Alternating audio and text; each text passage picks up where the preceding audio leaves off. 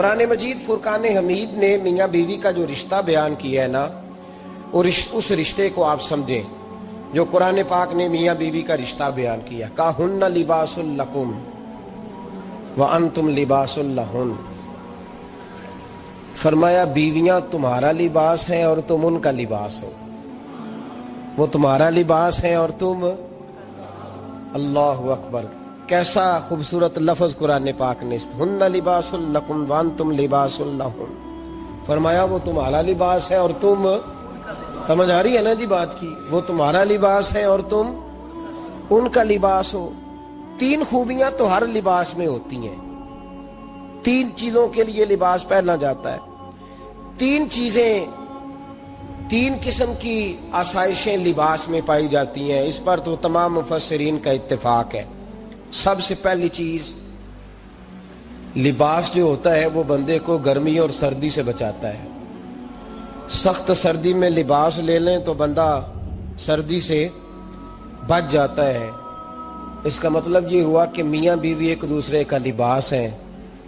اگر بیوی کی طرف کوئی تکلیف آتی ہے تو میاں اس کو بچاتا ہے، اور اگر میاں کی طرف کوئی تکلیف آتی ہے تو عورت اس کو بچاتی ہے. میاں بیوی ایک دوسرے کا لباس ہے. لباس کیا کرتا ہے؟ لباس آدمی کے عیب چھپاتا ہے. اس کے وجود پر کتنے دھبے ہیں، کتنے نشان ہیں، وہ سارے چھپا لیتا ہے لباس. میاں بیوی ایک دوسرے کے عیب چھپانے والے ہوتے ہیں. عیب بتانے والے، رونا رونے والے نہیں ہوتے کہ بی بی جب بھی میکے گئی اس نے جا کے رونا شروع کر دیا. اتنی میں تانگو دوسرا ہے ہی کوئی نہیں. اور خامد صاحب جب بھی ملے انہوں نے ایک ہی راگ الاپنا شروع کر دیا کہ میری کیا بات تھی، مجھے مل کیا گیا ہے، میں کیا تھا، میرے ساتھ ہوا کیا ہے. تو لباس ہیں، ایک دوسرے کا عیب چھپائیں گے. بولیے، ایک دوسرے کا عیب چھپائیں گے، ایک دوسرے کی غلطیوں کی پردہ پوشی کریں گے. اور تیسرا، لباس کا کیا مقصد ہوتا ہے؟ لباس شخصیت کا آئینہ دار ہوتا ہے. لباس آدمی کی اچھی اور خوبصورت طبیعت کا حصہ ہوتا ہے. جو لباس ہوتا ہے وہ انسان کو زینت بخشتا ہے، خوبصورت کر دیتا ہے. داڑھی والا آدمی ننگے سر پھرے تو خوبصورت نہیں لگتا. ٹوپی پہن لے تو بڑا پیارا لگتا ہے. ٹوپی پہنے تو بڑا، اور اگر امامہ باندھ لے تو نور نالا نور ہونا شروع ہو جاتا ہے. اللہ کرے آپ خوش ہو جائیں، آمین تو کہہ دیں. اور اللہ کرے فجر کی نماز آپ امامہ باندھ کی پڑھ لیں، آمین تو کہیں. چلو کوئی جنہ دی داڑھی نہیں انہوں نے رکھنی چاہیے، جنہ دی نہیں انہوں نے موضوع نہیں تھا، پر ہماری بھی مجبوری ہے. داڑھی آ ہی جاتی ہے، ہر موضوع میں شامل ہو جاتی، رکھنی چاہیے. سب یاد رکھیں، لباس آدمی کو زینت دیتا ہے. قرآن مجید کے لفظوں پہ غور کرو. اگر تو شادی کے بعد بیوی کے آنے کی وجہ سے خامد کو سکون نہیں ملا تو اس کا مطلب ہے اس نے گھر کو زینت نہیں دی. اور اگر شادی کے بعد اس بچی کو تحفظ نہیں ملا، اس کو اپنے گھر کے اندر سکون نہیں ملا، تو اس کا مطلب ہے خامد نے اسے زینت، اس لباس نے زینت نہیں دی. میاں بیوی ایک دوسرے کا لباس ہے. اس مقدس رشتے کو اسلام نے باندھا، اور لباس کہہ کے باندھا. میرے رسول کریم علیہ الصلوۃ والسلام نے پہلے تو خارجی لوگوں کو منع کیا ہے. میری ذاتی رائے یہ ہے کہ میاں بیوی کی ذاتی لڑائی کوئی بھی نہیں ہوتی. ذاتی لڑائی، میری باتوں کی سمجھ تو آ رہی ہے نا آپ دوستوں؟ کوئی نہیں آ رہی؟ اللہ جزا دے. آپ میاں بیوی کی ذاتی لڑائی کوئی نہیں ہوتی. ہوتا پتہ کیا ہے؟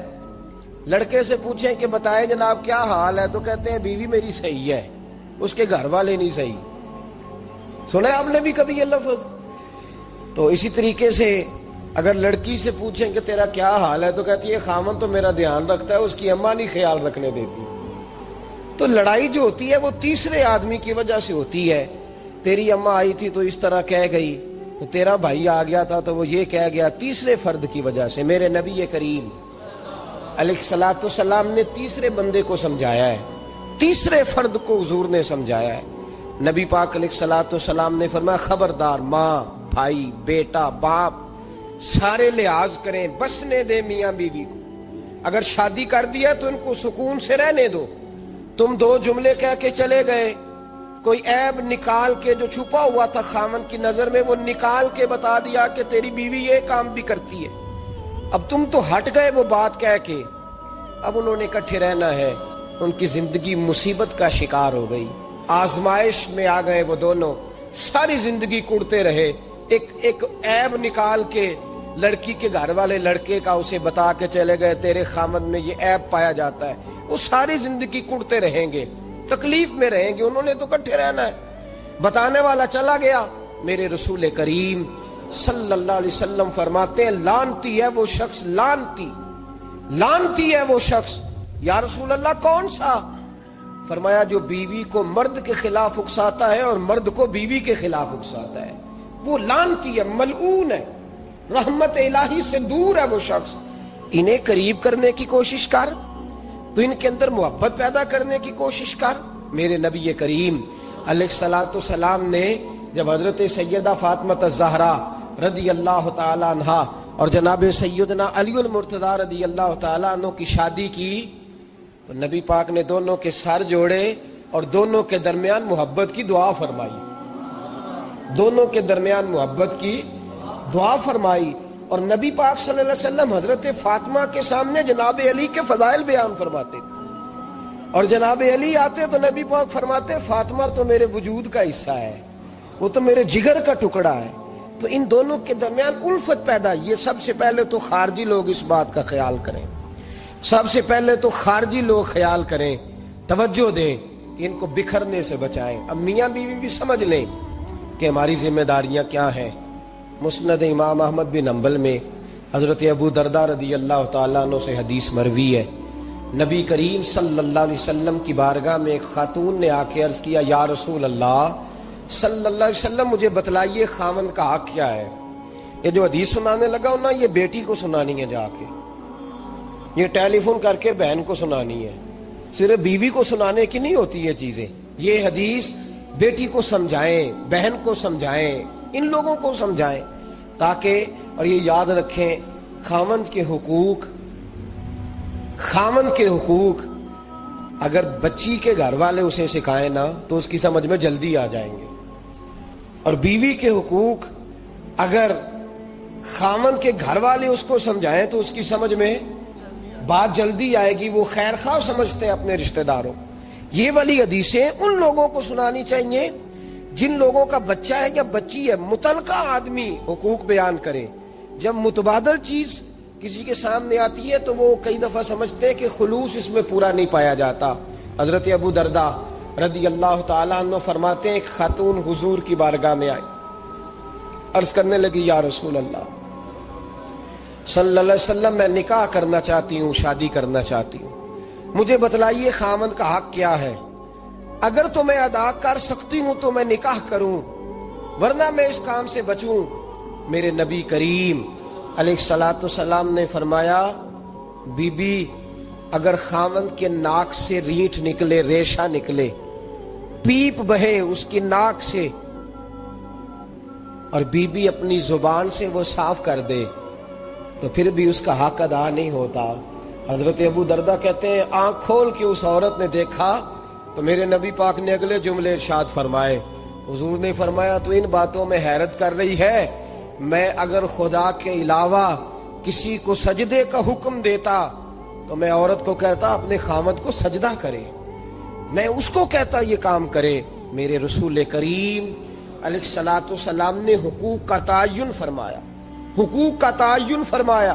اور نبی کریم صلی اللہ علیہ وسلم نے فرمایا جو عورت اس حال میں مر گئی, اس حال میں دنیا سے گئی کہ اس کا خامد اس سے راضی تھا, اس کا شوہر اس سے راضی تھا, اس کا گھر والا اس سے مطمئن تھا, تو میرے نبی پاک فرماتے ہیں جب دنیا سے جائے گی تو رب کریم جنت کا دروازہ کھول کے فوراً ہی جنت میں داخل فرما دے گا. اس کو بغیر روک ٹوک جنت دے دی جائے گی. شرط یہ ہے کہ وہ جب دنیا سے جائے تو اس حال میں جائے کہ اس کا خامد اس سے شکوے نہ کرتی پھرے, شکایتیں نہ کرتی پھرے, شکایتیں نہ کرے.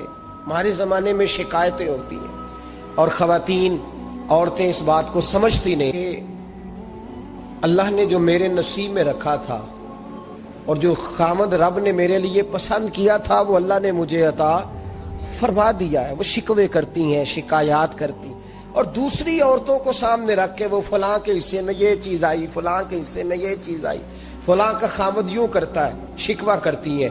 میرے رسول پاک علیہ السلام نے فرمایا عورتیں کثرت سے جہنم میں جائیں گی, کثرت سے.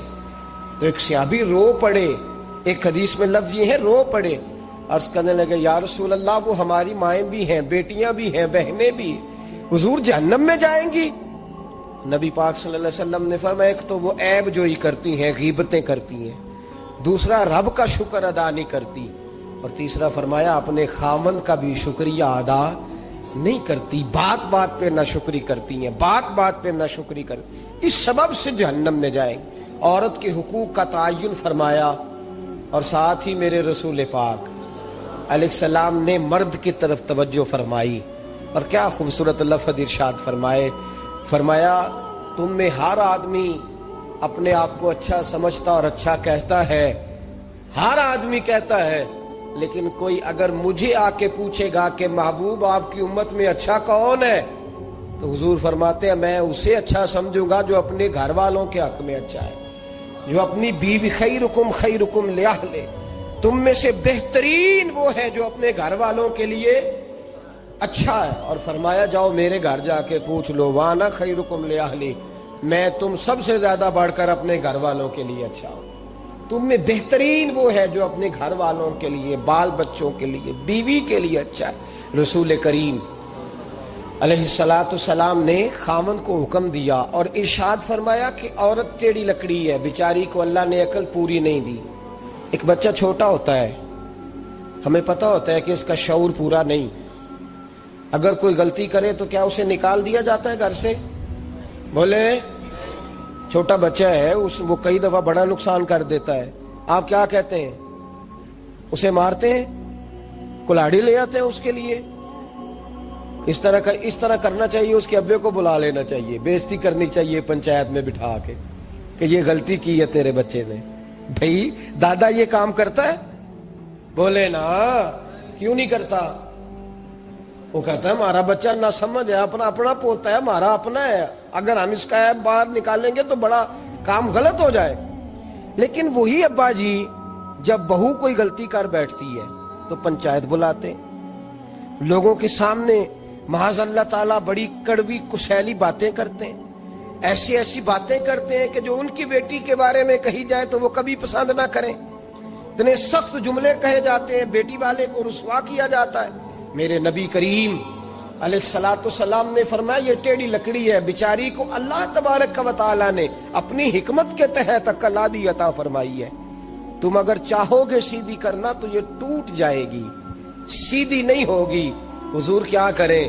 فرمایا اس کے ساتھ گزارا کرو, اللہ تمہیں اجر عطا فرمائے گا.